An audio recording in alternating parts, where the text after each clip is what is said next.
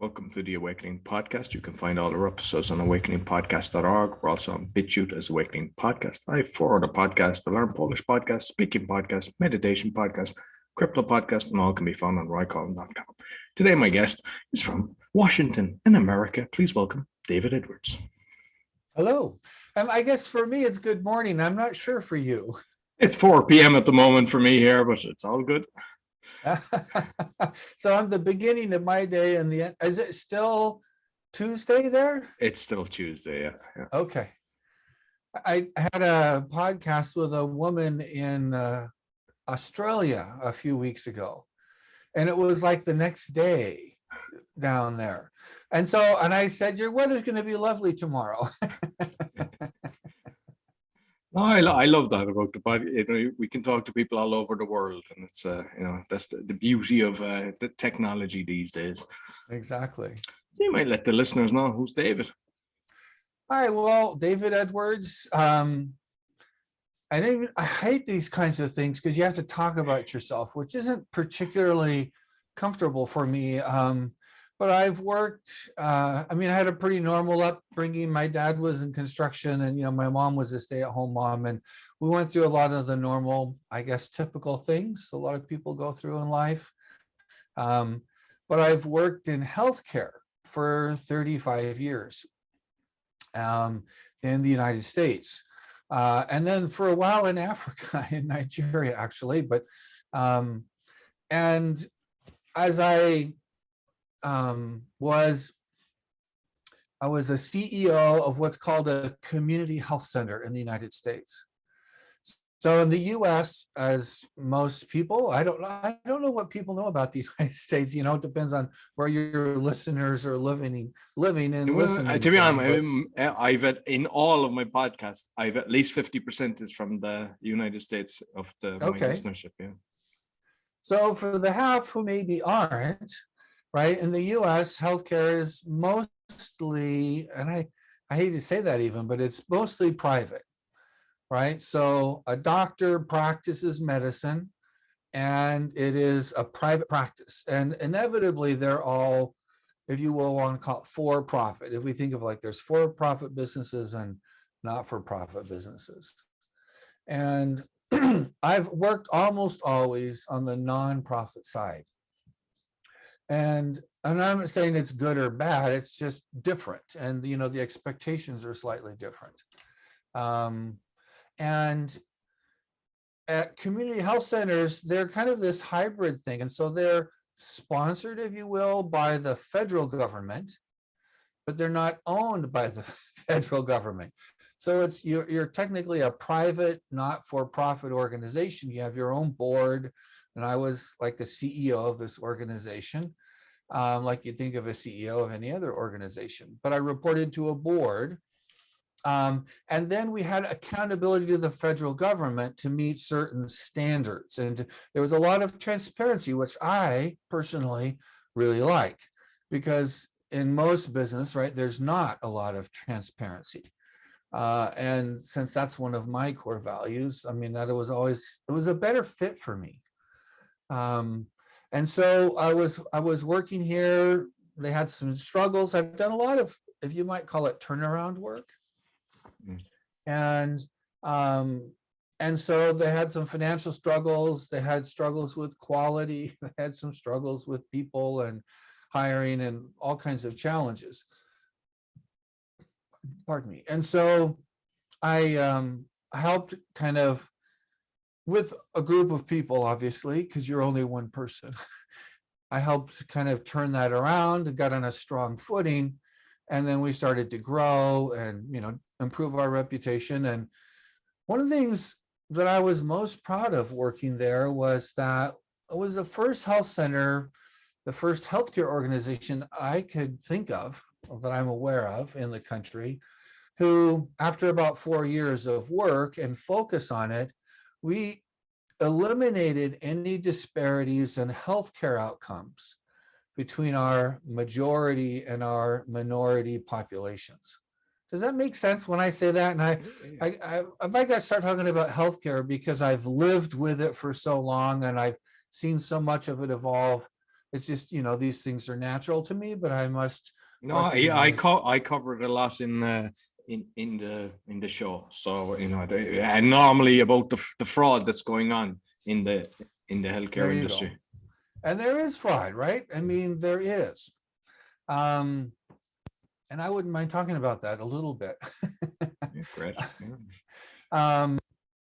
But not at a specific level, at more of a systems level, I guess, right?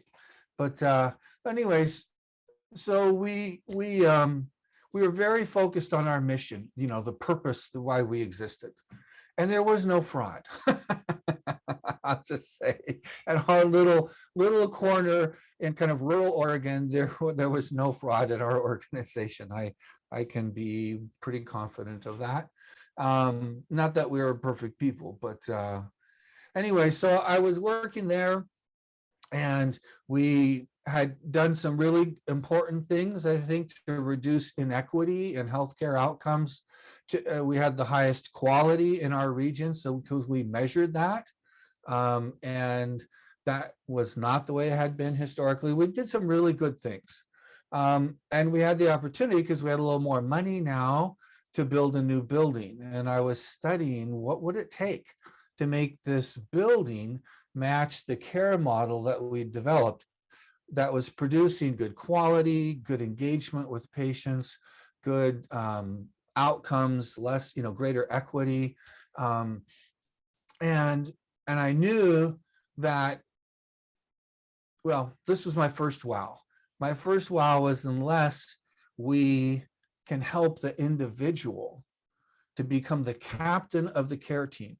So Roy, if you are a patient coming to that health center, we expect you to be in charge. And the historical model, right, is that you go to the doctor, and the doctor talks with you for 4 minutes, and he pokes and prods you a little bit, and they get some tests. And then he says, this is what you need to do. And he pats you on the head, metaphorically speaking, and says, go do what I told you to do, and you'll be a good patient. That's the typical historical model, doctor, patient. And it's, a little more profound than that, but that's typical in Ireland as well. I mean, that's the way it was. And so we wanted to move away from that, because if you go to the doctor once a year, or let's say you go to the doctor every quarter, right? Once every 3 months, if you're diabetic or some reason you need to go in more often. Well, you're only with the doctor for a few minutes mostly, but let's say you're in there for 20 minutes with your healthcare provider and maybe members of the team. You got the rest of your life that you've got to take care of yourself. And so if you're not capable of being the captain, and if we don't honor you as the person who knows your body and your life and your experience and your environment better than anybody on our care team, who at the most, right, if you're in, for example, active therapy, you might be coming once every week or every other week, but still you've got the vast majority of your life is on your own. And so I thought, if we can't help the individual patient be the captain, not only of their care team, but the captain of their life outside of this care environment, where we have lots of supports, and things to help, and et cetera, then, we will fail to dramatically improve our effectiveness, which is what we wanted to do, right? We wanted to be more effective. And we want to have even better outcomes. I mean, really off the charts, outstanding outcomes. And so that was my first kind of wow. And I started as I was working 50, 60 hours a week. In my spare time, I was studying and I was reading and thinking, well, what does that mean even? What is it, what does it take for you to be in charge of your own life? And kind of, as a corollary, it means that unless you specifically and consciously make a choice to say, I am, for example, working for this company, and I cede certain aspects of my free will, if you will, of your agency, to do certain things, to do it their way, right? But you do that by choice, and that's really fine, right? because you're still the captain, you've made this conscious choice to do this, then what happens far too often, though, is we don't think about anything. We just go through life and we go with the flow, right? And where the tide takes us is where we end up. And so this was my second kind of wow, was that at the center of all change models, I was studying change models, right? Because this is all about change. You've got your internal change and you've got your external change. And for either one of those, what we really need is personal, or in what the psychologists call intrinsic motivation. And that is at the core of all of these change models. And they use slightly different words for it, but it's the same idea. If you don't have a sense of your own motivation, which as I dove into it and studied even further, you cannot be the captain of your life. It's impossible, which means you're going to be a minion. And the minions are cute in movies, but they're not really great for you in real life. And so I was fired from that job that I really loved and I worked really hard at. Had a disagreement with my board and I lost that argument.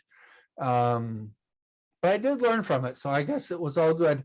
And also I had some time on my hands because, when I was doing this on the weekends, basically, and, you had to vacuum and do the garden and spend time with your wife and do all the normal things in life.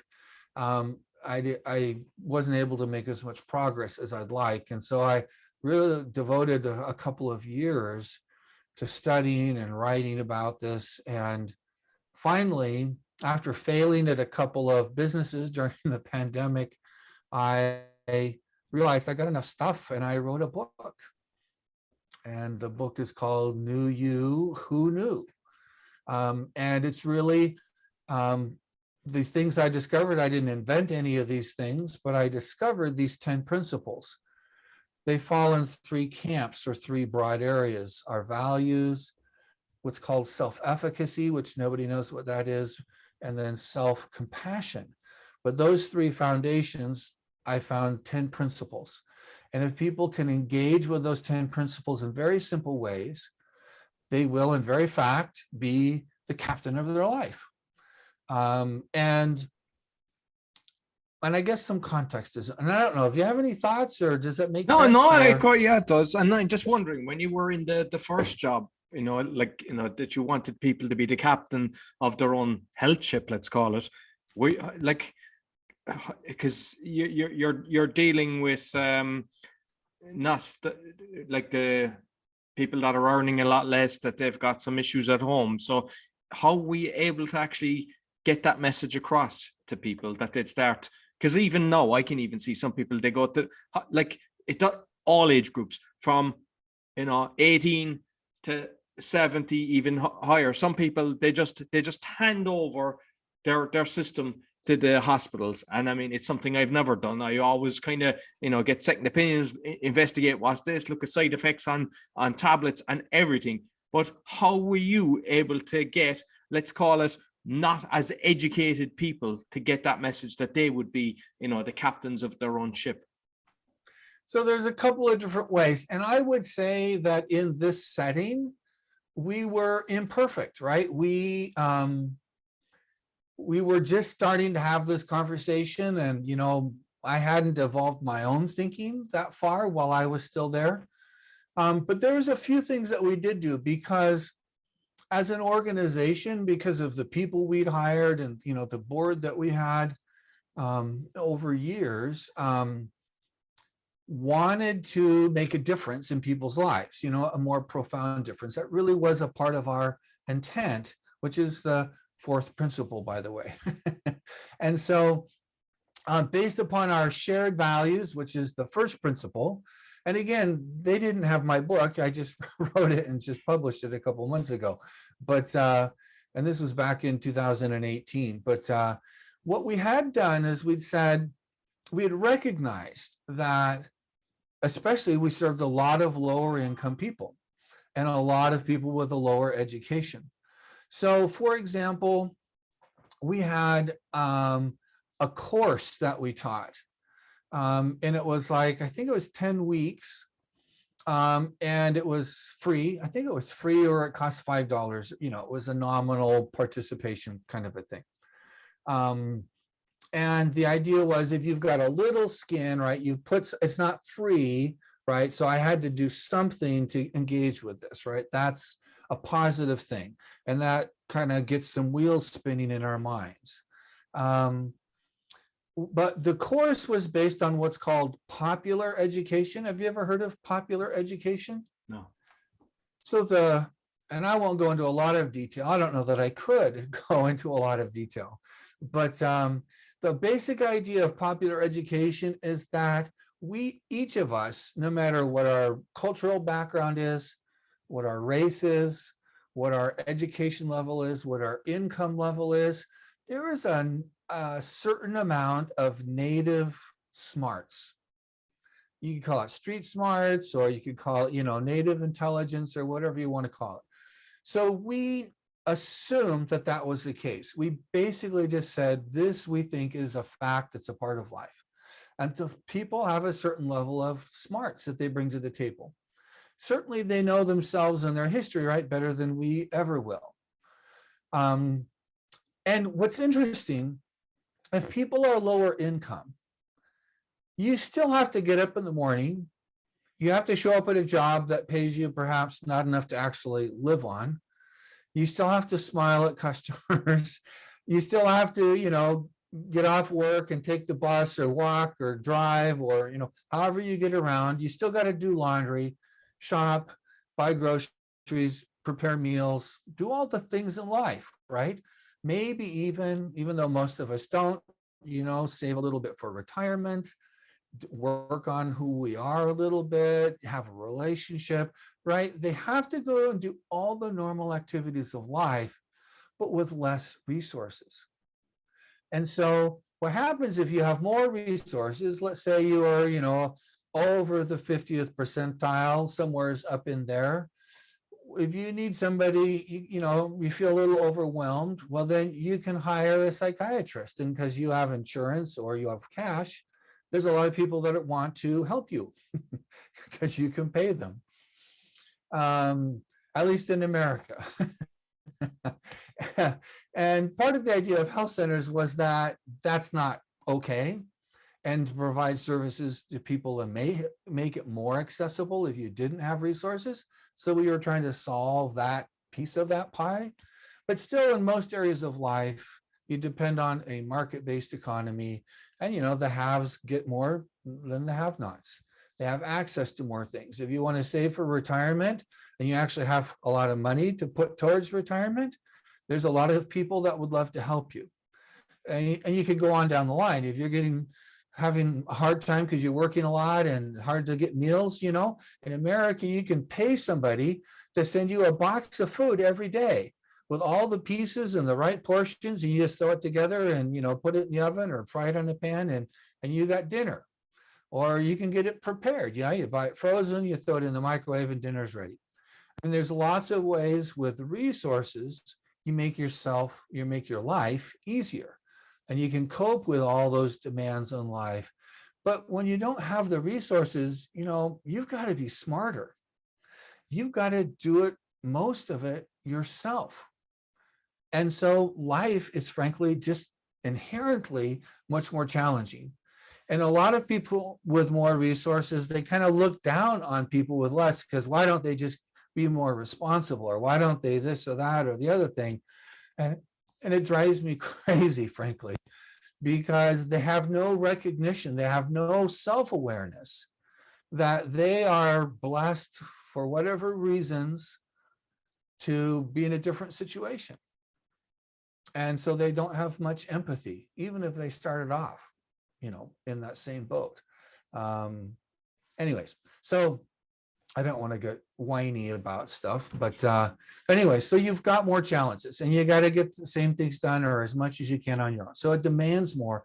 And so in my theory, if you have fewer resources, it is more important than ever for you to build your life on enduring foundations. You just don't have the luxury of buying off your mistakes, right? If you're a rock star and you get addicted to drugs, I mean, you got lots of money. So you pay somebody to manage your business and you go to rehab for 3 weeks and, you know, nobody's going to miss you because you got the funds to pay for that stuff and to, you know, have other people maintain, you know, that semblance of normality and pay the bills and do all the things that need to happen. It's not ideal, but you just have that much more cushion. If you're making minimum wage and you get addicted to drugs, you know, you're likely going to be homeless pretty soon and you're going to be in big, big trouble. And you won't be in rehab, you'll be in jail. Because that's what we do with you when you're lower income. It's not a conspiracy, it's just how we've set things up. It's a fact, yeah. I mean, it's well known. Yeah. Yeah. So anyways, I got a little distracted there, but so anyway, so what we did was we used ideas like this, what do I even call it? Common education.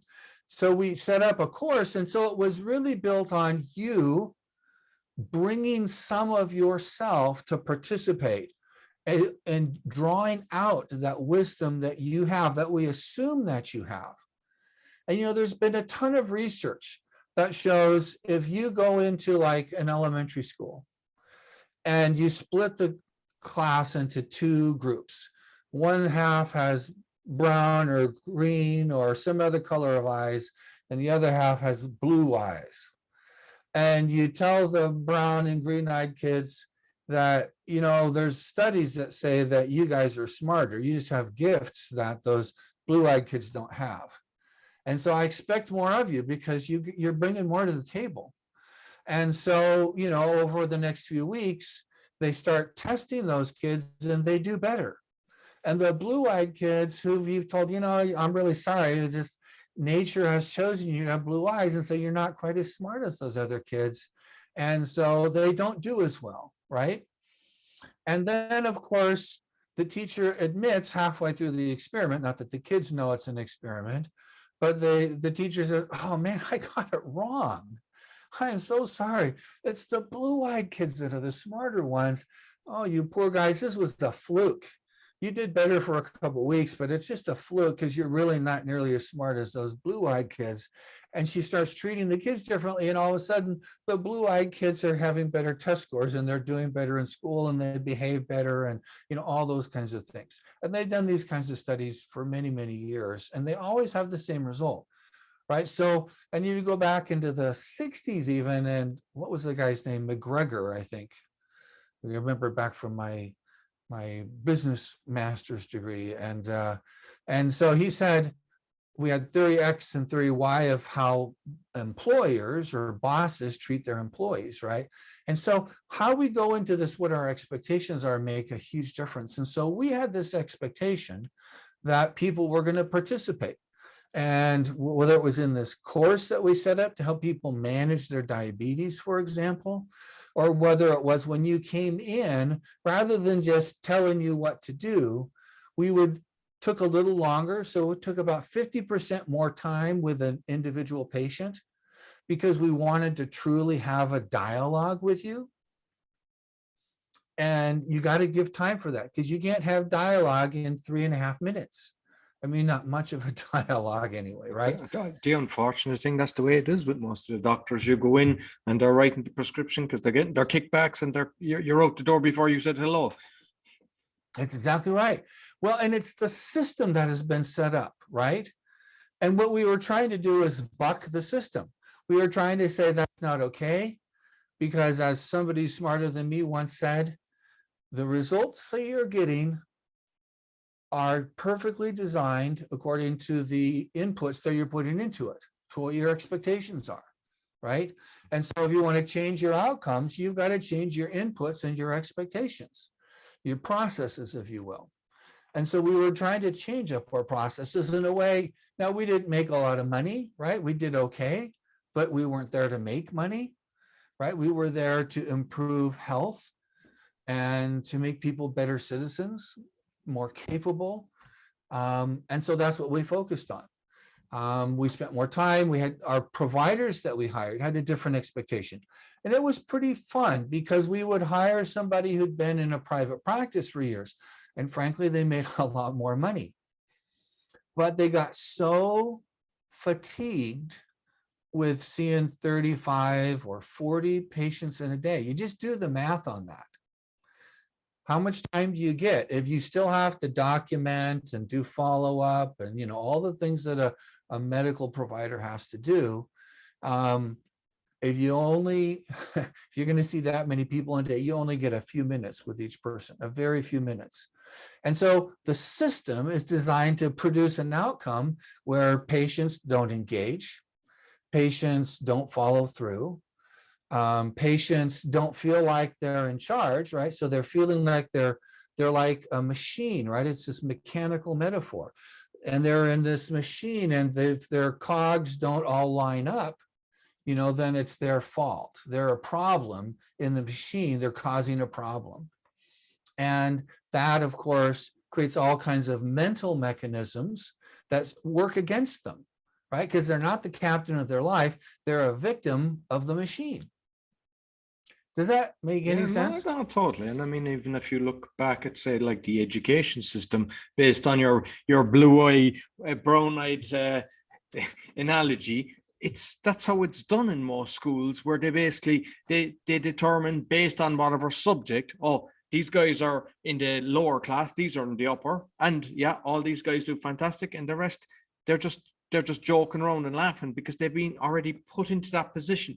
Instead of mixing them where they're helping each other, it's like they've already said, okay, you belong in that sector, and they've been, exactly. You know, it's a shame, but that still goes on, that kind of thing. It does. And why we don't learn, because, you know, the knowledge is there, but it's just like in healthcare. I would wonder sometimes, I'll short of another W word, whine, hopefully short of whining. No, yeah, with an H, W-H, whine, not W-I-N-E, but I would wonder sometimes why, when you have enough evidence that something is effective, it takes literally about a decade for it to work through, you know, a normal, you know, business school, we learned about the normal bell curve. And you've got like your early adopters, then you're kind of post-early, I'm not sure I've got all the words right, but post-early adopters. Then you got the middle, you know, your two normal standard deviations in the middle, which is like 66% of all people. Once those early people, the very early and then the late early kind of get on board, then we all go, oh, that's, you know, the good thing to do. It becomes popular or sexy or whatever. And so then the most of the rest of us fall in line. And then there's the laggards, you know, and that last standard deviation where, you know, I'm never going to learn to use the computer, or the internet, or whatever it is, you know, and that's fine, right? But anyways, I always wondered why it took so long, but it did, and it just takes a long time, even though we know. And so I have hope that some of these things eventually will, in fact, become more common. But anyways, and a part of this, you know, what we were trying to do in this model of care was overcome what I call the mechanical metaphor. Does that, I don't know if you've had people talk about this, an industrial or a mechanical metaphor. Has anybody talked about that on the podcast? No. So I was listening to something yesterday. I was getting some stuff from my father-in-law. So I help, he doesn't get out of the house as much, and he's just getting to that level of his age where, you know, his functionality is much less. And so he's just still a dear sweet man. But I was doing some shopping for him and listening to the radio, something like this. And they were talking about slavery in the United States. And obviously most of the world has had slavery. I was amazed when I was in Africa. I learned that long before the Europeans showed up, the group of Africans that I was working with, you know, historically going back several centuries, would have raiding parties and steal from other African tribes and get slaves and vice versa. So slavery is not a new thing in the world, and I don't think it's universal. I think it's universal. Every culture that I'm aware of, they've had some kind of slavery, in their history. It's just Yeah, it's sure. been a part of The human. English were actually selling off the Irish as slaves. So the actual whites were, I mean, it's very hard to know the truth of what way history is, but apparently the Irish whites were the first slaves before the blacks were the slaves. And there you go, in their history, right? So there's something in our nature, we want to control other people, and for our own economic benefit, if you will, and our own ego, we want to say this class of person is less than my class of person. And there's just something in human nature that, in my opinion, we need to recognize, and of course then be conscious about saying that's not okay, right? But anyway, and so they were talking about slavery in the United States in particular. And it was interesting because they were talking about this time period in, say, the 1700s. In Europe, it was the early days of what we call the Industrial Revolution. But it wasn't a revolution like, the Revolutionary War or, those kinds of things, whichever Revolutionary War, you want to be addressing. But it was more of that there were some advantages that came about by adoption and creation of this technology. And it created efficiency, right? And if you were a farmer and you could get a cotton gin going, you were much more effective. You could produce cotton and sell it for less and still make more money, right? So there's all these advantages of an industrial revolution. We had trains. I could all of a sudden get from here to there, in a third or a quarter or whatever of the time, and it created these efficiencies, and we kind of hung for that, right? And the people who were looking for those kinds of outputs, those kinds of outcomes in a market-based economy, were pursuing this technology. And it wasn't like there was a committee driving it. It just, it kind of happened. And so go on now 300 or so years later, we don't even think about this anymore. But this industrial metaphor has unfortunately been applied to people.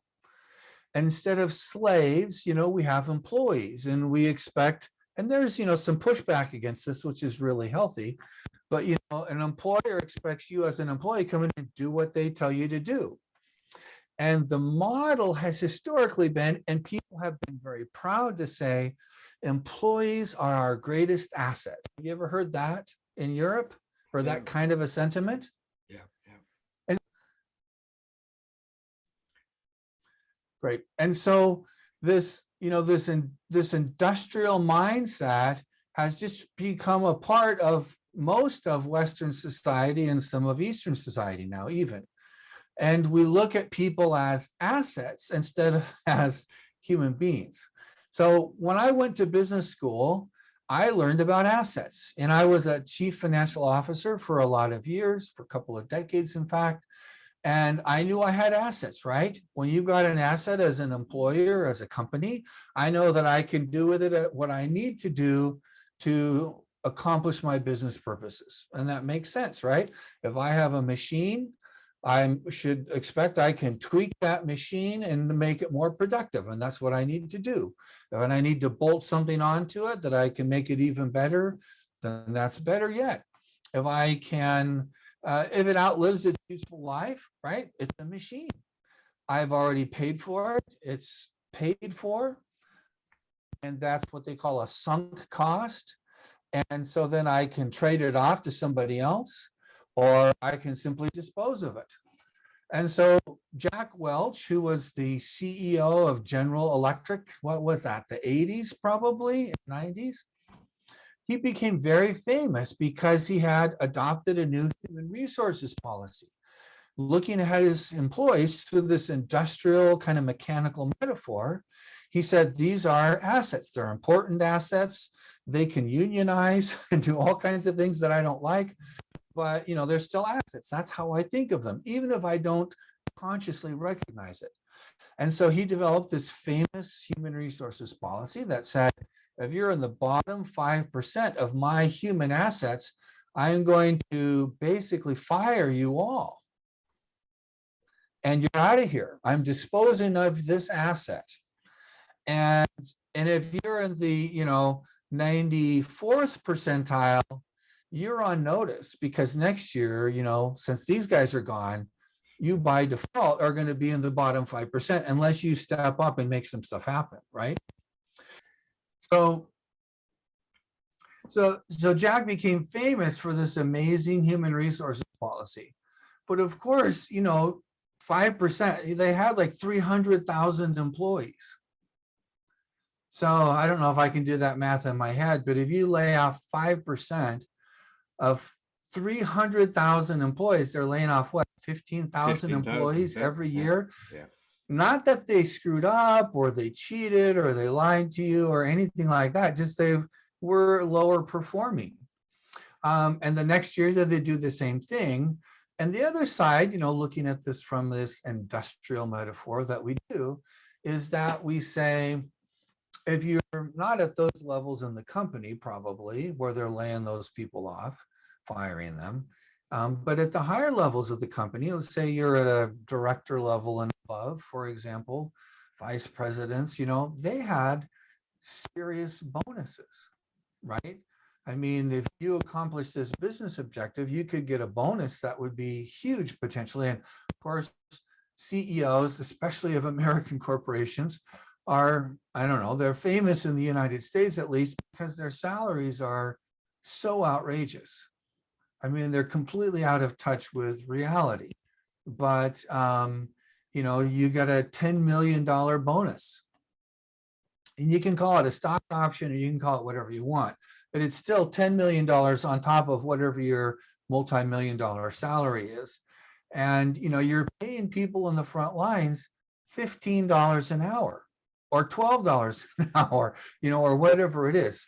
Those wages have been going up the last couple of years, which I think is really good. But anyways, and so we have positives that come out of this industrial mechanical metaphor, right? We have a lot of productivity. A great deal of wealth has been created.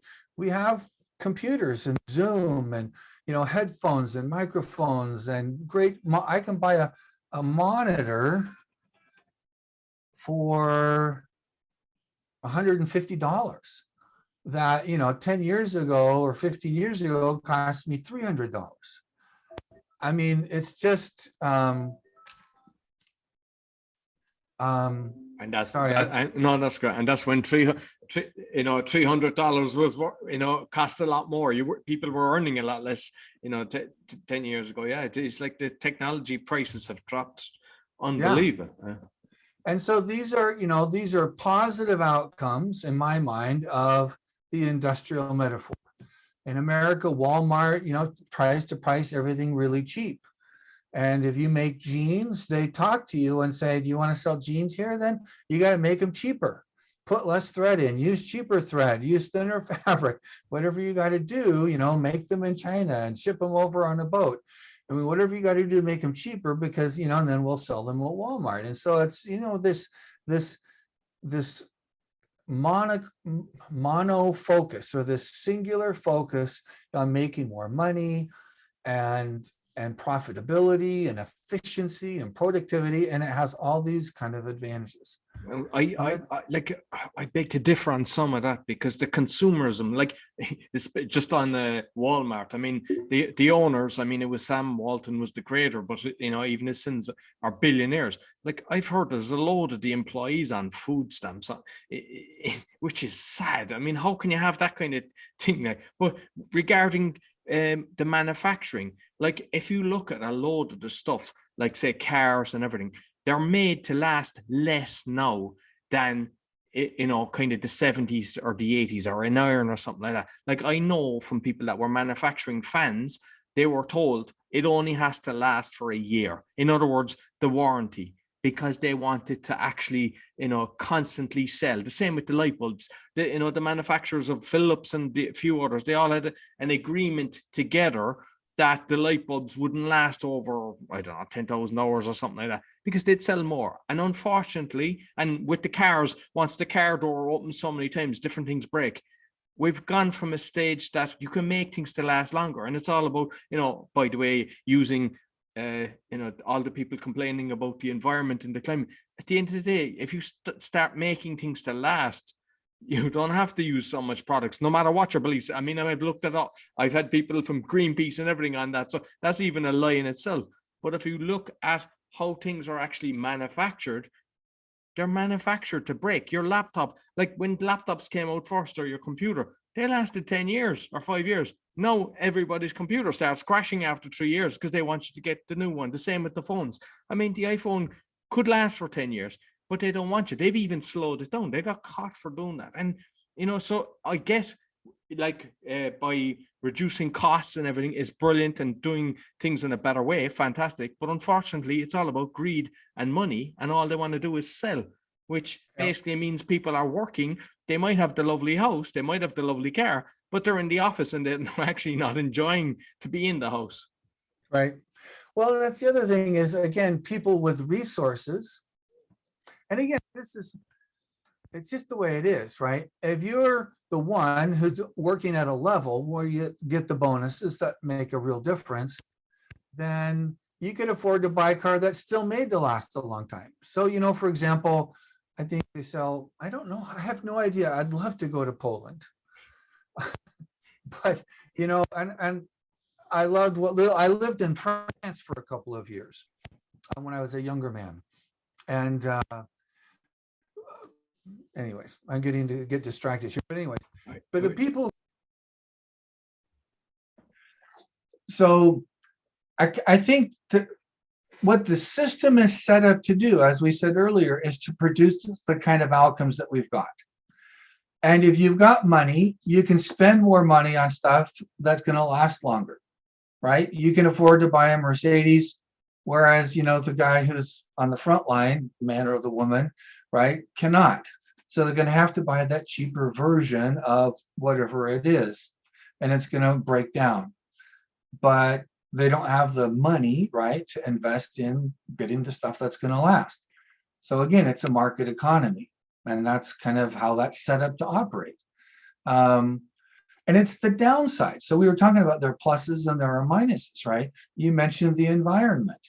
The environment has borne a terrible, terrible toll for, because of the technological metaphor, if you will, because of this focus on producing more, cheaper, and businesses, by and large, don't have to pay the cost of the damage that they have done to the environment, right? We all have to bear the brunt of that over time.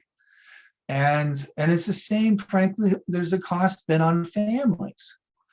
Psychologically, when you have an incentive to produce at a certain level, and the motivation that generates, which is contrary to your own intrinsic motivation and your own personal long-run best interests.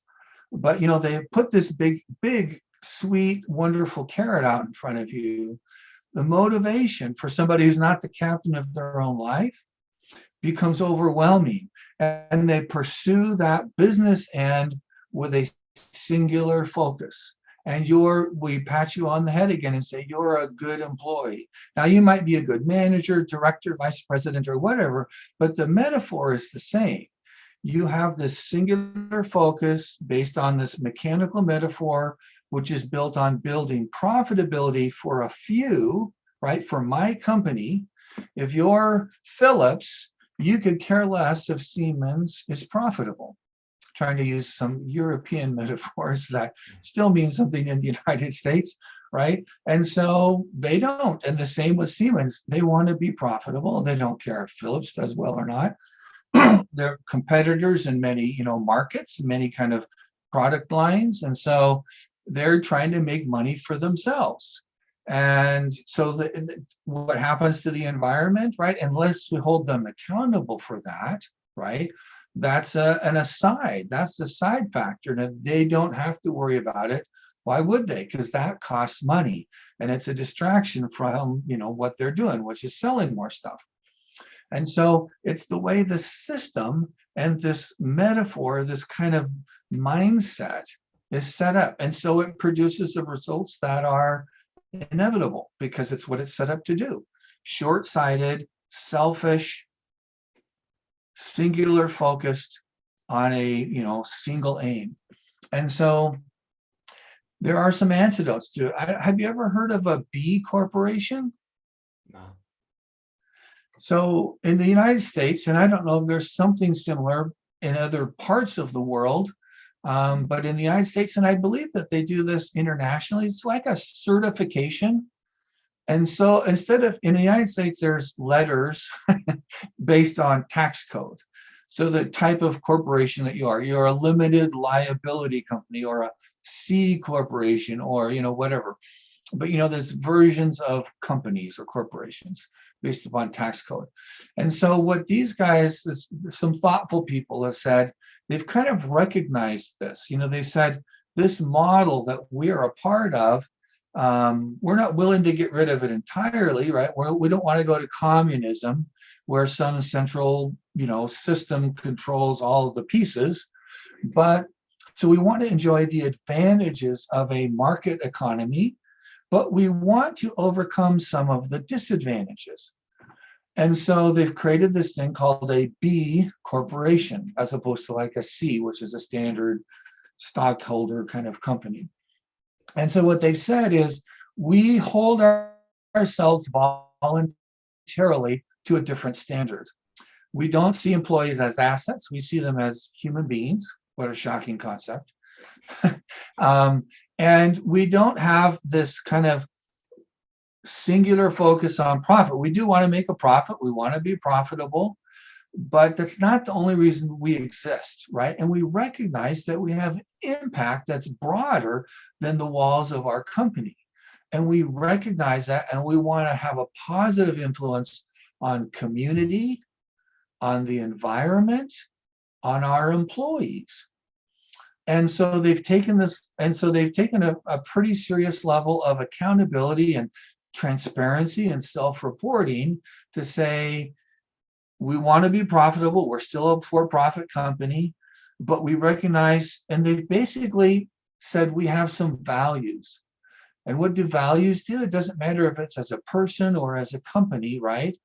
We say values put some boundaries, some limitations, if you will, on what we're going to do. But we do it purposefully, intentionally, and thoughtfully so that we accomplish our primary focus, but not with such a singular focus, with more a broader lens of the impact that we have on our community and the environment and our people, so that we're more well-rounded, right? And hopefully we have a better, more functional, productive, efficient, connected society as a result. We have a healthier environment, and we're just more balanced. And I think that's a beautiful thing. It's a good thing to do. When was that? How long have they actually started doing that? Say that again. How long have they actually started to do that? I don't know. I first became aware of them maybe 4 or 5 years ago of a B corporation. So I went to business school. We never talked about those at all. But I think they've been around for a little while. I mean, I don't multitask well. And I've seen some people, they're over here on this screen, they're looking it up, and B corporation, and I don't have the ability to do that and maintain a coherent train of thought with you, which is my primary focus right now, and with our listeners. But And I think are you a decade or finding more. Yeah, are you finding that there's more and more companies getting into that, as opposed to the ones that are just looking after their own bottom line? My sense is that it is a trickle. I think It's Zappos good. would be an example of that, because from what I've read his book. He seems to be one of the guys. If you're talking, that seems to me like a guy that really cared about his people, and the Yeah, business grew because of that. there you go. Well, and it's a good example, right? You don't have to be Walmart or GE or, these big examples to be successful. You just don't have to.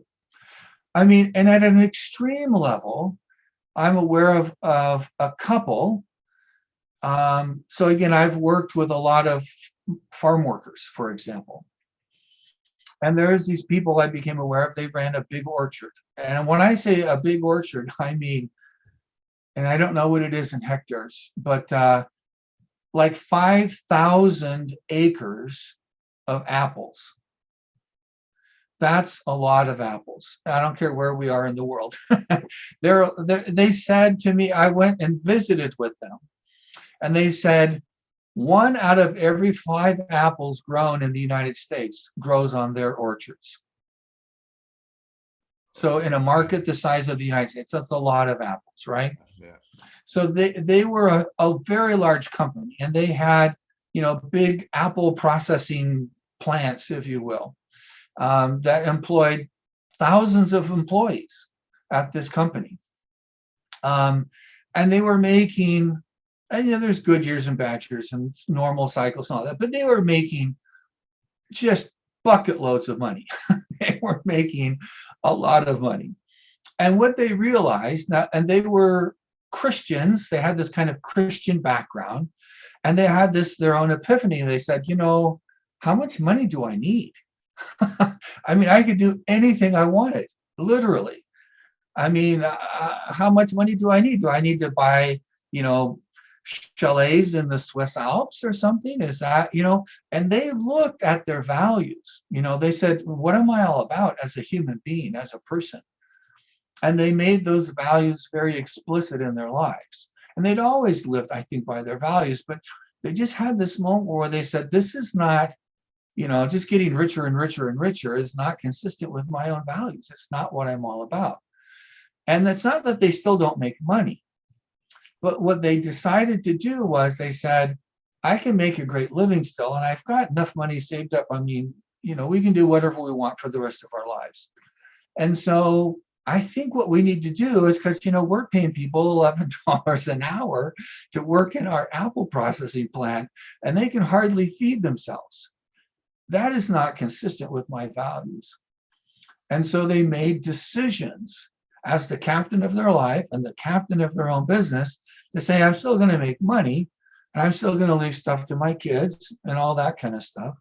But for example, they built housing that was actually nice housing for people to live in, and they had to pay rent and all that stuff. But if you will, since they worked for them, they provided this housing that was a nice place to live, and it recognized that they are human beings and so they deserve to live in a decent place, versus hovels that they had built for like migrant workers in the past. They decided, well, if people working for us, we're kind of out in the country. A lot of our stuff is out in the country. And it's not like Europe, because, out in the country means many, many, many miles, and there's not much out there. And in Europe, we've had civilization for long enough. There's cities all over the place. And they're, anyways, it's just different. But there's nothing in big stretches of the United States, literally absolutely nothing. And so they said, we're going to provide better schools so they don't have to bus their kids, to the, 40 miles away or something. And so they built a school built on the idea that all these kids can learn. And we avoid this creating classes and you help each other and all that kind of stuff. And then they said, and they just said, what? We're going to take some of this money, and it's not like a giveaway, but basically we're recognizing that we've created all this value, and we want the people that are actually making that happen on the front lines to get more of that value. So they pay their people a little bit better. And then they said, even at this point, because housing prices have gone up, it's hard for them to get into a house and like own their own home, which, they develop some equity which makes them a better citizen and more engaged, in maintaining civil society and all that kind of stuff. And so they said, we're going to offer low interest home loans to our employees so they can go out and buy a house wherever they want. And, it's hard to get the capital, though, when you're not making a lot of money. So we're going to help them access that capital in a way that's affordable for them, but they still have to pay it back. So it's not like they're encouraging people to be irresponsible or anything like that. They're just helping them get established and develop that equity that then makes it so they can actually have a retirement, and you're not having your rent go up every month once you're retired and your income is fixed. And so they just started being very thoughtful about, if you will, spreading some of the value that their business created, and they're still fine. They're still taken care of. They're not like giving up anything that matters. But all of these thousands of people that work for them are better off in a lot of ways. And it's a choice.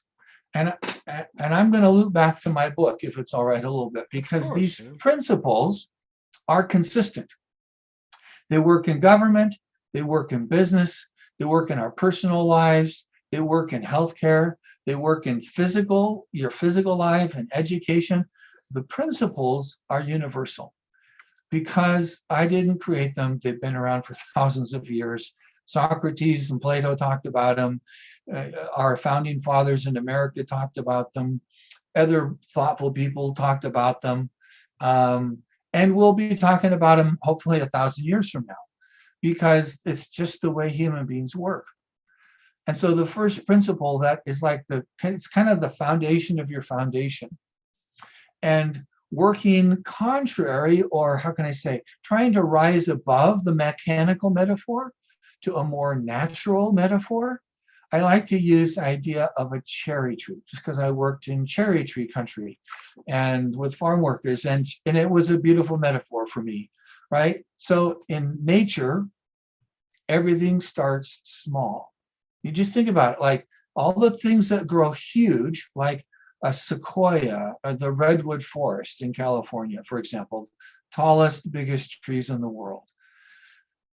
They start as a tiny seed out of a pine cone, right? It's just tiny.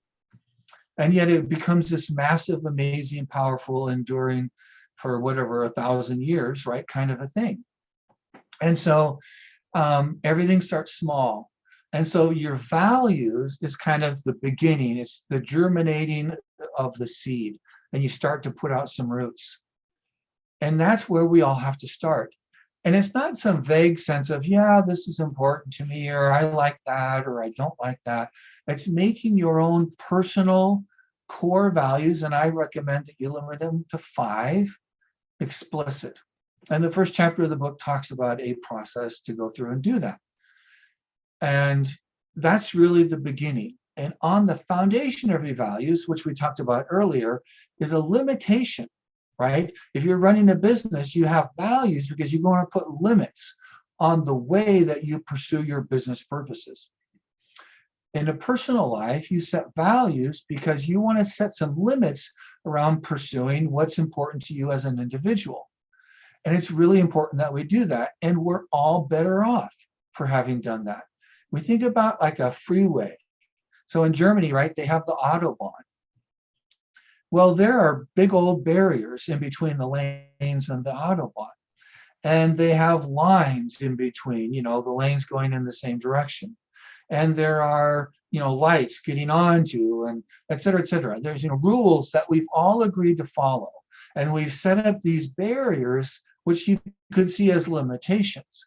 But we've done that because we know that we can go faster, further, and safer with more confidence if we set up some barriers and some boundaries, if you will. And so like in my own life, I said earlier, transparency is one of my core values, because I got tired, frankly, of in business, people saying one thing to me and something different to somebody else. And you never know where you're at, right? You don't know where you sit.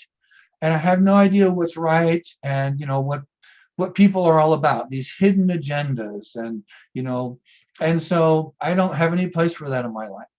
And so I've adopted this value of transparency, and it puts these barriers around what I'm willing to do. But I've done it consciously, intentionally. Intent is the fourth principle. So that I know that I can run my life better than I would have otherwise, right? And when I'm talking to you, Roy, and then tomorrow I'm talking to somebody else, I'm not telling you guys different stories. I never have to remember which one I told you, because I'm a open book, and I don't have to worry about that. And I like that. I like living that way. So that's a value or a boundary that I put on how I pursue my life. No, I totally agree with The that second principle is similar, is awareness. With that, like, because whether it's in a business or in relationships or anything, because there's always people telling stories that, as you said, they're telling one person one story, and I always say it's like a coin. There's two sides to it, and I always say to people, let's go together, and we'll say the true story. And anybody that's not being ethical or honest will never turn up. They don't want that, because they know that they're not straight. If you're a straight shooter, you will face anybody and you will say the exact same thing. But when they're playing games, mind games, whatever psychological games, that's when they run. They cannot face that confrontation. Exactly. Well, exactly. And somebody who's super smart and super capable may be able to keep that up for a while. But for most people, they're just not capable of doing it, because it takes a lot of energy. Can you imagine the memory you've got to tell? If you have like 3 audiences, if I'm a business, for example, and I have the internal audience, but frankly, you never have one audience. You usually have an in the know audience. You are pretty transparent with that small group. But then you've got the rest of the people you're telling a different story to, because you don't want them to be, really in the know. So even within your company, you might have different audiences, and you're going to give them a different story, let alone like shareholders, which are getting a different story, and analysts, which might get a different story, and regulators, let alone the tax man, they might get very different stories, right? And so we're living this bifurcated life, which, in psychology, there's a term for that, and it's a mental illness. And I like to think of companies as collections of individual human beings, right? And so if you think about that, everything that, and this is, I think if we think about it, I think you would agree that this is true. And if you don't, I hope you say something, because I'm always open to another perspective. But thus far, most people have agreed with me, virtually everybody has, is that companies suffer from the same kinds of mental problems that human beings do. And the reason for that is because companies are simply a collections of human beings. Everything that is technology related, everything that is facility related, everything that is asset related between my company and yours, or any two companies, is generic. If I invented a new widget, a new app, then you could probably duplicate that within days, if you've got the money and the people to do so, right? So that is never a competitive advantage in business. The only thing that is ever a competitive advantage in business is how we engage with and treat our people, and the people that we attract to us as we accomplish our business purposes. I worked at a Heart Institute for about 11 years. The day we opened the doors, we had, I think they were Philips, in fact, the most advanced Philips cath labs, these catheterization labs in the country, and frankly, in the world. And people for about a year from all over the world would come out and visit us with Philips help, because they wanted, to show how this worked in actual operations. And so they loved us and we loved them, and it was really cool. Now you'll laugh at this, because we stored the images, from the catheter procedures on these huge big discs. I mean, they weighed several pounds apiece. And that was the ooh la la technology at the time in like 1990. And of course, within a few years, literally 4 years, maybe at the most, 3-4 years, they had, a new version. And so did Siemens, and so did Toshiba, and so did, all the other people, GE and all those other people that made similar technology, right? And so Philips was the best at the moment, but somebody leapfrogged them, but then they leapfrogged, and so technology is like that. And you're never going to be in charge for very long because it's just not the way that it is. But the people, and I had this realization even back then, I thought, so anybody else with $1 million can buy a cath lab just like we did and get the exact same technology. Siemens didn't just sell it to us and say, yeah, we'll never sell another one to anybody else. That was never going to be our competitive advantage. And a lot of US hospitals were thinking, yeah, technology, that's our thing. We're the highest high-tech hospital in our region, and that's going to be our competitive advantage. And I realized that's a fool's errand, because most of that technology is incremental in improvement, not, revolutionary. And so that's never going to do it. And so I thought, well, what is? It's the human beings. It's the people that work here. It's how you're treated. It's our systems and processes as we work with internal workflows, and then especially with our patients, any kind of interactions that we had. That was our competitive advantage. And so we took what money we had, we tried to hire the best people we could, we tried to treat them transparently and fairly. We didn't pay bonuses out to the big executives like I was the CFO. No bonuses for me.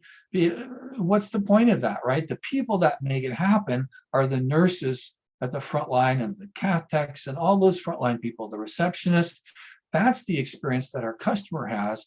And our customer reputation is what was going to distinguish us in a marketplace, just from a business perspective. So it's really has to be, and it can only be all about people. And so as a business, if you want to distinguish yourself, if you want to be more successful, you will strive to understand people better than anybody else. And not like a machine where I'm going to manipulate you to do this and give you a bonus to do that, and fit you into this cog and bolt a jetpack on you to make you more efficient or whatever. And not that there's not a place for technology and all that. I'm not like a Luddite or something. It's really about what is my focus, right? And so a focus on people. So then I think one of the first things I recommend to companies is, do you have values? Do you actually live your values, or is it just for the, the annual report? My first recommendation is to have values that are meaningful to you as a business, and then make those a big deal, and make those the center place of your culture, as these are the boundaries that we set around pursuing our business objectives. And then something I've never known any company to do, but I'm recommending they do, and that I would love to help them to do, is to help all of your employees get a clear, explicit sense of their own values. Because you, Roy, and I, David, if we only have a vague sense of our values, they don't do us a lot of good. But the research tells us if we make them explicit, so in my definition, that means I've identified my top 5 core values. I've ranked them. I've described what they mean to me, and I've described why my life is better off, or how my life works better because of me living that value. To me, that's explicit, and that is going to help guide my life. And if we want to overcome this metaphor, this industrial metaphor, which we don't even think about, most of us, right? We have to start looking at ourselves as human beings, and how do we operate better? How do we function better? If you will, how do we become the captain of our own life? So we start with our values, and then, since we're working, hopefully now, you're self-employed, right? So your company values and your personal values could be exactly the same. Hallelujah. No 2 agendas, right? No creating a roadmap. That's really simple. Most people have to work for somebody else. So if the company makes their values explicit and they say, we live by these are important to us, and you know your own values, then you can create a roadmap as an individual human being working for somebody, right? We've ceded a little bit of authority to them purposefully, but then we can figure out how we can connect. And the data tells us that, what was it, 70% or something like that of all employees are disengaged. Disengaged employees are less productive, they're less happy, they're not as good with customers, they don't solve problems as well, things that businesses want us to do. Create an alignment between personal and company values, that is going to unleash engagement because it's thoughtful, right? We are thinking about our lives and we're thinking about our businesses and we're recognizing that human beings are the only thing that differentiates us. And we're focusing on creating these connections as human beings who have come together to accomplish some business purpose. And it may be making computer monitors, it may be growing cherries, it may be, making headphones or whatever else it is. It doesn't make any difference. It may be operating a government, it may be a regulatory agency, or it could be any of these things because it's all the same. It's all about functioning as human beings, working towards some ends that we share with somebody else. In a nonprofit, right, you might belong to Audubon Society, right? Or, what's it called? The Arbor Foundation, the ones who plant trees, right? So there's no money. It's all about coming together to help plant trees because it makes the world a better place, right? So people whose values they've identified are consistent with the values of that organization come together and they accomplish purposes. And that's just what any business is or organization. And if we start to change this metaphor with enough people, all of a sudden, lives and businesses are more aligned, they're more balanced, they're more cognizant of all the various stakeholders and effects that they have, and they try to improve, right? So they have less negative effect and more positive effect. And I'm getting into, nirvana here, or whatever word you want to describe this beautiful society. But unless we start changing the metaphor, we'll never get there. Just on that, because you said a lot of the times, like the employees are disengaged, and that's because what I have witnessed in kind of my career, one with a big pharmaceutical company and another with a big franchise, they had, like you call it, their mission statement, their values, and they were totally different. Like employees can see that. They have these beautiful things on the board. They're saying, oh, we're doing this thing, we're doing that, we're planting these trees, we're doing that. But they're doing terrible things in between. And people know that. I know, so they have to be aligned what you're saying. And unfortunately, a lot of them, they're promoting all the beautiful things that people want to hear, but they're not actually doing it. And, you look at a person, what they're actually doing. It doesn't matter what type of a salesman he is. If he's coming along and he's saying X, Y, and Z to you, but he does Y, it could be somebody talking about parenting, and you see how they are as a parent, or that they don't, they don't even spend time with their child, whatever it is. And that's like the way the companies are kind of up a lot, unfortunately. Yeah, I think you're exactly right. Last year, I spent about 6 months. I went to work for a big box store, and I won't say what the name is of a big box store, but it was a big company in the United States with home improvement. And, hundreds of thousands of employees. And I think they're all over the world now, literally. And I think overall, it's a pretty well-run company. But I made the same observation and I called out. So I was a frontline. I was making $15 an hour, employee. And I would go to my supervisor once I figured out I had a supervisor. and I would say, you guys have asked us to do this. That seems to be inconsistent with our values and with our policies, in fact. And he said, yeah, I brought that up years ago and I didn't get anywhere. So just, live with it, basically. and it wasn't the only instance of that. And a lot of employees, when I'd been a CFO or a CEO for a lot of years, for almost 30 years probably. And I hadn't worked on the front lines for a long, long time, as a receptionist or, the medical assistant, who draws your blood and takes your blood pressure or whatever. And I really wanted to reconnect with that. What's life like when you're trying to live on something that frankly you can't live on it. I mean, you can't support a family on that kind of a wage. It's literally impossible. But I'd sit in the break room. I'm just another employee, and what are we talking about? What are people talking about? What do they gripe about? What do they recognize? And I really wanted to feel that since I was writing my book for frontline employees. Because candidly, for the world to change, for us to change, for society, for business to change, we're going to have to, each of us, I believe, step up and hold our employers, hold our communities to a more accountable standard. I don't think it'll happen any other way. I don't think there's enough regulation possible to make it happen. Because what we know is when you create a regulation, the business then says, okay, here's this impedance to our business objective, right? I have to put a filter on my smokestack so I don't put out as much pollution. Well, that costs me money. So how do I overcome that, right? Well, they hire lobbyists and they hire scientists and they hire business people and others to figure out how they can become an exception to that law, to that rule, and or how they can work around it, or how they can pay some other unfortunate soul to bear the brunt of it so that they don't have to.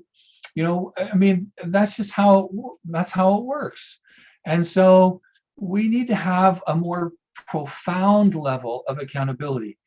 But we as human beings, and this is what the evidence tells us, the vast majority of us, we don't hold ourselves accountable. Like you mentioned, I'd say my family is really important to me. It's one of my 5 core values, for example. But I don't spend any time with my kids because I work 60 hours a week and I move all the time to chase that big bonus that my company has held out, has this incredible amount of motivation, which is completely inconsistent with my values because I've never made them explicit, because I've not focused on the second principle, which is self-awareness and feedback.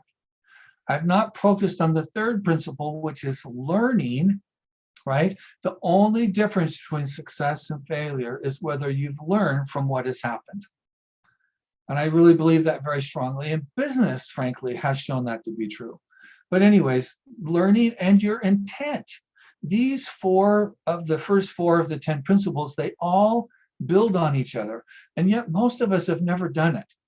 You're right. We don't really hold ourselves accountable. I propose this pattern in the book. I say, live intentionally in the morning and then be accountable in the evening. So like every day I start my day by being intentional about what I want to do, and more important, about who I want to become. As the person that is living my values, my own personal core values, not my employer's values, not my friends' values, not my parents' values, not the government's values, right? My own personal core values. And then at the end of the day, I said, how did I do? Right? It's really a simple process. And it doesn't require anything fancy. It can be helped by journaling, for example, or a practice of some kind of mindfulness. But it's a really simple pattern. Anybody can do it. You could do it. Anybody listening could do this. And until we do that, and we live our lives with a sense of integrity, how can we expect a collection of people like us to do anything different? And I totally plan.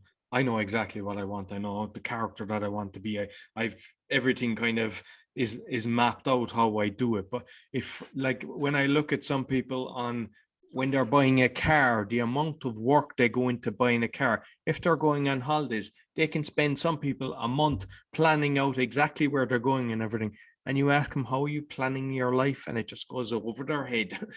You plan your life better than you plan a holiday and buying a car. And that way you will achieve, like we mentioned, the parenting, you determine how you want to be the best parent that you can be, and you learn from your mistakes. Like, you reflect at the end of the day, what did I do wrong? Like, if you've got an anger issue, start reading books on anger, how to control anger. If you just constantly be conscious of who you are and be a better person. And by doing that, you're putting the ripple, so not only your children see it, but those that surround you. And I totally agree with what you're saying about the companies. And I see some amazing people that are working in companies, and they're all miserable, to be honest with you. They're all miserable because of a certain level that it goes up, and it's like the nasty person gets the promotion, not the person that cares for people. And Right. I think with the craziness that has happened in the last 2 years, people have realized they don't have to be in that kind of environment. Because I mean, I know that when I was working for a construction company in Ireland, I was a regional manager. Like, a lot of the times, the engineers and all that, they're expected to do 60 hours. You don't get paid by the hour, you get a salary, and that goes on all over the world. That needs to stop. And I think people are realizing that as well, that because they can't really push that when you're at home. Plus, you're not doing the 2 and 3 hours of traveling.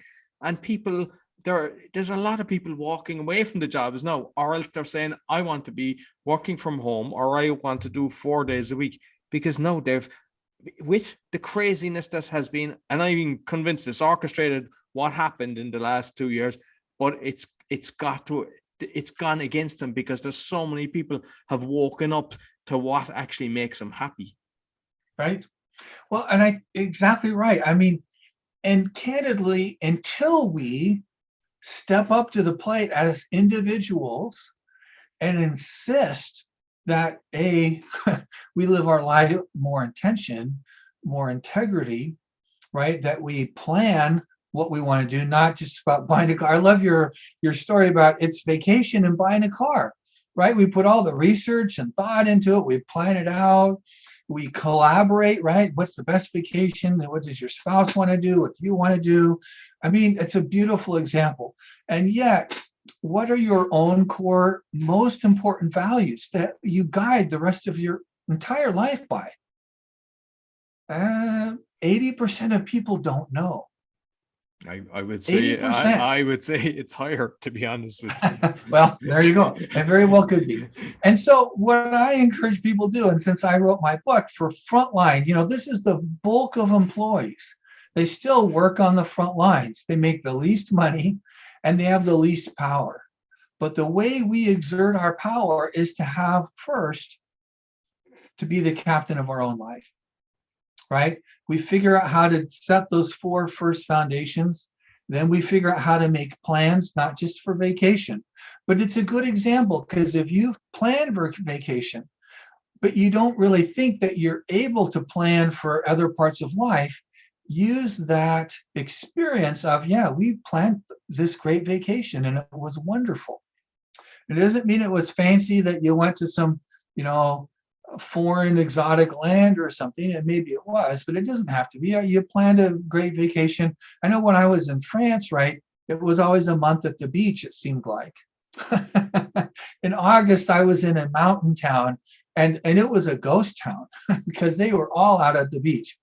But they planned this wonderful vacation and what they wanted to do and where they wanted to go, what they wanted to see, kind of what they wanted, at the end of it.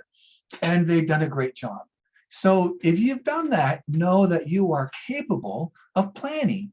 You just have to broaden that lens to say, I can plan more than just a vacation, right? I can plan a career. I can plan what my values are. I can plan how I live them. I can plan the impact that I want to make on the person I want to become, right? These are all things that you can do. And then you have to learn how to actually carry them out, right? The get her done part. Now, fortunately, that's the best thing. That's what we focus on. 80% of the stuff out there is how to do something. If you go out to YouTube, I don't care where you are in the world or what you want to do, you're going to find 100 people or 1,000 people who can tell you a better way to do it. So the how is not that tough anymore, right? There's no excuses to not figure out how. But, to be planful, that takes a little more effort. How? And then the balancing side of that, because that's mostly about getting stuff done. The balance to that, because we want to have our lives be balanced. We don't want to get to a point in our life or our age or our career or our family where we go, oh my gosh, I have been so out of balance for so long that I've ignored these things that really are fundamental to my sense of purpose, my sense of meaning in life, my connectedness to other people. And you just don't want to get there, right? You want to address this early on. And if early on means, like me, I'm 62. If it means that I'm just figuring this out now, then figure it out now and, move forward tomorrow with a slightly different, slightly better person, right? So it doesn't matter when you start. If you're 18 and you're listening to this, good for you, man. You've got your whole life, adult life in front of you. So you can do anything, literally. So the balancing things, the balancing skills are about self-kindness. Self-kindness is this idea that when I screw up, I don't beat myself up. I mean, that's the basic thing. If you have a friend, Roy, somebody who's a good friend of yours, and they screw up, do you pick up the phone and say, "You're a stupid idiot. How could you have done that? I can't believe that. What a moron." And that's not what you say, right? You want to be compassionate. You want to help them get over it. You want to help them realize that they can rise above this mistake. You want to help them out. And I realize that within that situation, everybody is their own worst critic. So when somebody does make a mistake, they're beating themselves up more than anybody else could ever do. So it's the last thing they need is somebody to actually, go on top of them and kind of push them down further. You lift them up. You put your hand out and you lift them up. Exactly. So brush yourself off. It's done. Okay, what did you learn? Move on. That's perfect. And so there's a skill we can learn to do that for ourselves. And it's great if our friends help us do it too. That's just positive reinforcement. But there's a skill we can learn, because here's what science tells us. Science tells us that when I beat myself up for making a mistake or saying the wrong thing or whatever it is, I actually decrease my capacity to do better the next time. Right? I work against my own ability to recover from a mistake. And so this is really, how do you help yourself recover from your mistakes more easily, more quickly, more effectively? And then with your friends' help, man, you're unstoppable. The second balancing principle is, how do I say this? To recognize that you're not alone. Back in 2018, when I was fired, I had fired people. I mean, you're a CEO, you fired somebody. I tried to do it compassionately as a human being. HR said, you can't tell them why. You just tell them that they're fired because you don't want them to come back and sue you because we fired them for a reason that they don't agree with. And I said, look, if I look at them as a human being, how could I possibly do that? They want to know why I fired them. And I have a good reason for firing them, or I wouldn't be doing this, because I've tried this and this and this, and it didn't work. So I need to tell them for their own benefit. And if they ignore me and they don't learn from it, that's on them. But I don't want it to be on me. And so I said, this is why you're being fired. And this is the stuff that led up to it. And I don't see any other course forward. I'm really sorry, but you're out of here. And anyways. No, but so, just on that, because I've fired a lot, because I had a load of companies over the years. I'm still friends with a load of people that I fired, because before the firing, I was always giving them a kind of chance, and I sat down with them and I looked at them as best I could. I would always give them a recommendation based on what I saw what their skill set was, and I would advise them, look, you're more suited to this type of job than this kind of job. And I'm still in contact with a lot of people that I've heard. They never held it against me because I never treated them like dirt, which I have seen other managers or owners doing. They just, they like cut the ties and they treat people like they're vermin. And it's something you should never do. Exactly. And yet it's what human resources tells us we're supposed to do. But it's contrary to the way human beings operate. Right. And when we function that way, because we could make that choice, we could function in a way that is inconsistent with the way human beings work. But if we do, we have to recognize that we will pay a price. Right. We will pay a price in people that are discouraged, people that are depressed, people that are unengaged. Right. And I mean, people that see the dichotomy, the two-facedness of these things. We bear the brunt, we bear the consequence of it because it is inevitable, just like gravity, right? If I take my pencil and I drop it, gravity every time will make it drop. That's not as a dramatic as a mic drop, but it's the same effect, right? I mean, it's a natural law, and there are natural laws for human beings. And so we have to treat each other in those ways, right? And so we have to realize, though, that when we're fired, and when I was fired, it became very personal all of a sudden.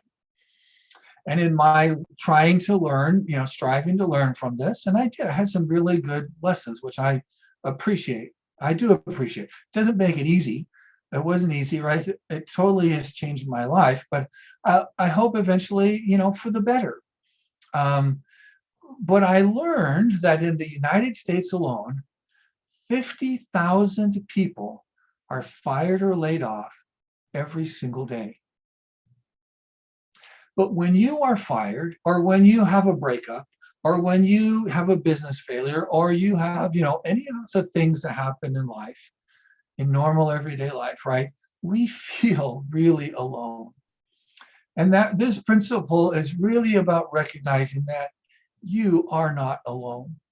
There are other people that you can share this with, and you can lift each other up. It's this idea of our common humanity. We are really not alone. And then the last principle is about, I call it mindlessness. And so I say in the book, I say, do you have a mind? Right? And so if I'm talking about being mindless, but you've already told me that you have a mind, you do, mindlessness cannot be the fact that I don't have a mind. It has to be something else. I suggest mindlessness is failing to use the most amazing, according to scientists, right? Our brain is the most complicated thing in the universe, more complicated than the sun or the planet or the solar system. Our brain is the most amazing creation in the universe. This is the human brain, because it is uniquely capable in the universe. I mean, it's really quite amazing and astounding. And to have the most amazing thing in the universe and to not use it, that is mindlessness. And so the alternative is to be mindful. And my hope in approaching it this way is that, especially, and then again, I'm not sure about the rest of the world, but in the Western, like in the United States and Canada, there's a lot of people who, when I say we need to be mindful, they tune out. They say, I don't wear yoga pants. I don't eat yogurt. I don't even like granola. I am not, mindfulness. You want me to meditate for 2 hours every day?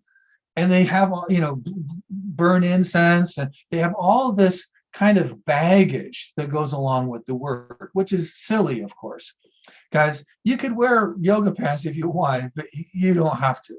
Being mindful is a choice that I have this amazing thing and I am going to use it. And that's all it is, right? And so mindfulness at its core is saying I'm going to use my brain without judgment.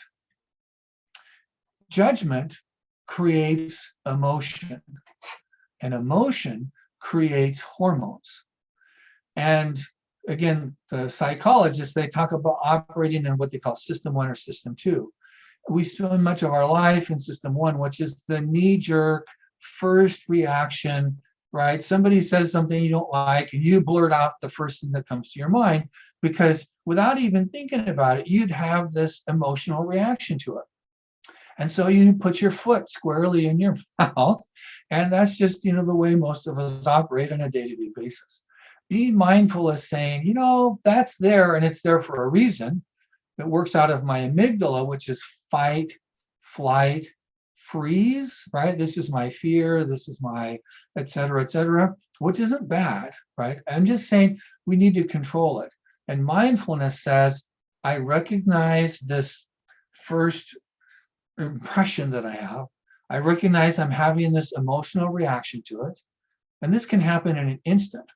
And then As a great habit, I don't say anything at first, and you give yourself a second. And I give some suggestions in the book, some simple things we can do if this is a big problem for us. Maybe we fly off the handle, or maybe we, jump into this emotional tirade, or whatever it is. But how we can remain in a mindful state, which is non-judgmental.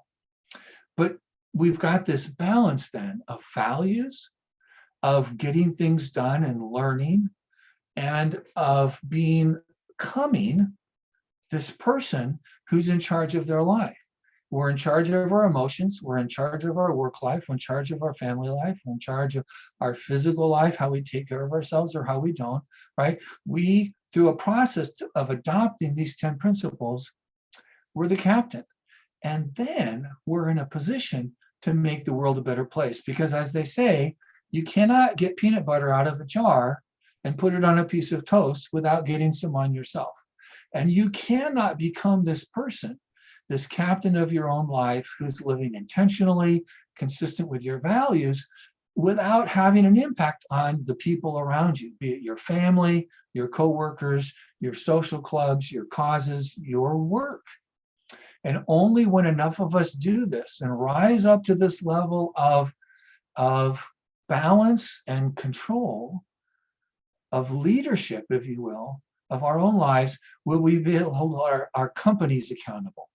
And when you and your coworkers are doing this, and this is why I wrote the book To the Front Lines, because if the frontline people get together and say, this is important, this is what we need to do, not that I'm just like you, but because I understand myself better, I'm aware and I'm intentional, and I am becoming this person through all these other principles, and you're doing the same, we can actually relate to each other. We can get along together. We don't have to judge each other. We recognize that we're unique and we honor that, but we also aren't going to give up on our values, right? So that we figure out in a transparent way how we're going to accomplish things that we want to do together, living within those frameworks. And then all the monkey business starts to fade away. And it's not okay anymore that we have a values statement as a group of people that's inconsistent with what we're actually living, right? It's just not acceptable anymore. It's not okay. It would be completely contrary to what we are becoming. And I think until we do this, we're doomed to have, the pattern, the system that is set up to continue to produce the kind of results that we see. And so that's my way to try to make the world a little better place, one person at a time. Exactly. And I'm actually seeing it in you. I'm seeing there's more and more people that are becoming mindful. And just on your book, because I know we've gone well past the hour and a half, like I've looked at the reviews. You've got some fantastic reviews. So I'd encourage people to check it out. So you might let people know how can they get in contact with you, where they can find you? Sure. The easiest and best way is just go to my website, www.davidredwards.com. That's the easiest way. Okay, perfect. And I'll make sure that I put the link both in the audio and in the video. I thoroughly enjoyed our conversation, David. Thank you, Roy. And I'm sorry, I get all excited about this stuff, but I so appreciate, and I've enjoyed working with you. So that's all for the Awakening Podcast. You'll find all our episodes on awakeningpodcast.org. As mentioned, we're on BitChute as Awakening Podcast. Be sure to give us a thumbs up, 5-star rating, review, and subscribe. Until next week, take care.